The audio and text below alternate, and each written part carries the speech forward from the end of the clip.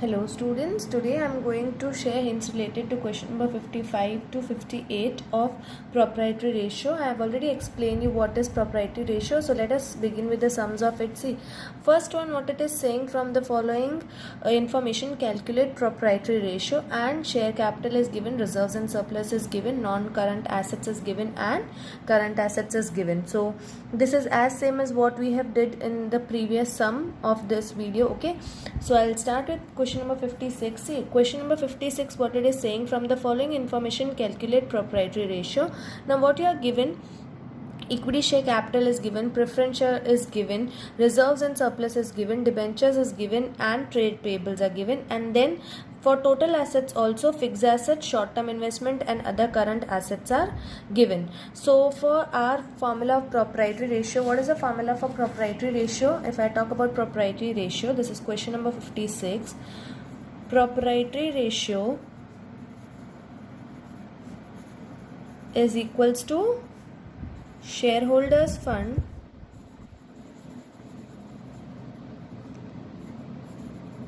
divided by total assets, right? This is the formula. Now what do we require? We require shareholders fund and total assets. For this we are given some data. See, we are given equity share capital, we are given preference share, reserves and surplus, debentures, and trade payables. So what is the use for us? Which data will we take? We'll take for shareholders fund, we'll take equity share, preference share, and reserves and surplus, because these all are part of shareholders fund. Shareholders fund will be shareholders fund is equals to equity share capital plus preference shares plus reserves and surplus.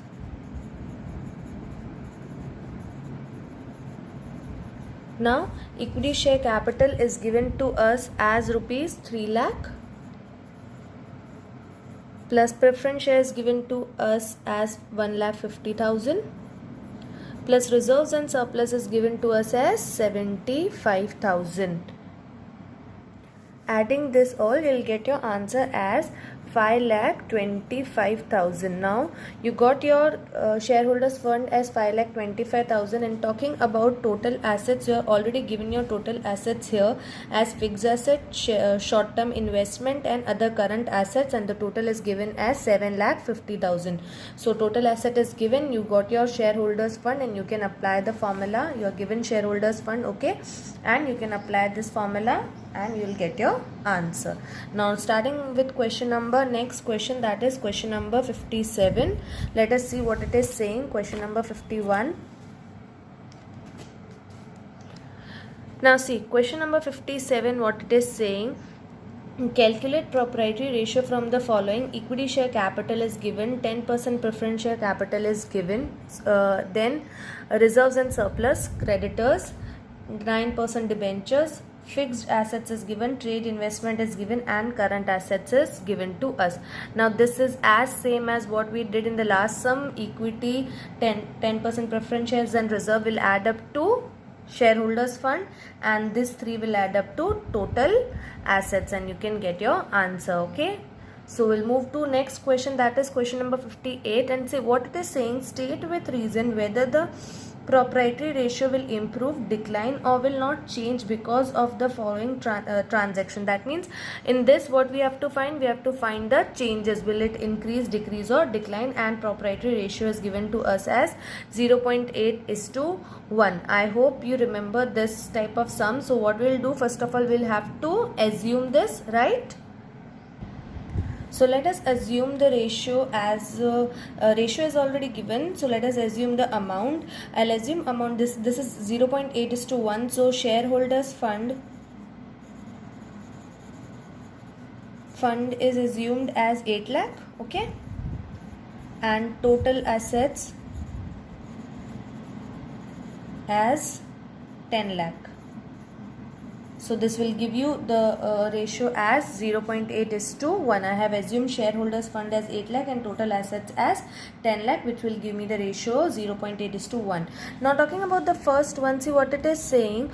Obtained a loan of rupees 5 lakh from State Bank of India payable after 5 years. Now what you have obtained a loan. Will this loan have effect on your shareholder fund and total asset? Think of it. Okay, see you have borrowed a fund loan from State Bank, that is outside liability, that will have effect on your debts and not on your shareholder. But this 5 lakh will add up to your total assets because cash will come in, right? Cash will come in, so this will add up to your total assets. So your total assets for first one will increase to 15 lakh because how will this increase? This will be 10 lakh is already there plus cash is coming in of 5 lakh. So this will increase your total assets for first one and your shareholders fund will remain same. So 8 lakh divided by 15 lakh, that will decline your ratio. Students, you are not showing proper working for this. Either write a proper statement or show working for these, else if you will directly write decline or increase or no change by seeing the answers, it will not give you any marks. You will not get any marks. Okay, now talking about the second one, see what it is saying. Purchased machinery of 2 lakh by check. That means by paying through check you have purchased a machinery of 2 lakh. So your shareholders fund will have no effect because it does not affect any equity share or reserves or surplus. But your total asset will get affected. How? In second one, your total asset is 10 lakh, and if you are purchasing a machinery, that will add up to your this total asset, but at the same time your total asset will also decrease because through bank you are paying.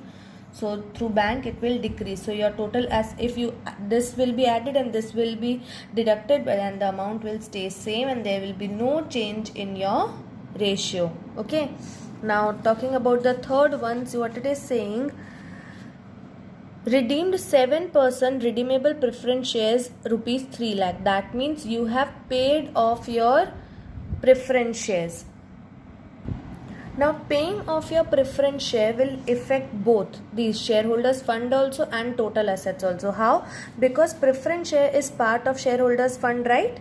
So your shareholders fund, if it is of 8 lakh, what it will happen in third one, your shareholders fund is 8 lakh, and if you are redeeming rupees 3 lakh of your preference shares, so it will decrease your shares from 8 lakh to 5 lakh because of 3 lakh it is paid. So your capital shareholders fund will decrease by 3 lakh, so it will be 5 lakh, and even your total asset will decrease, which is 10 lakh, which will decrease by 3 lakh. Why? Because if you are paying off, you will pay them what? You'll pay your cash, so that will also decrease your asset. So then check it what effect it is having.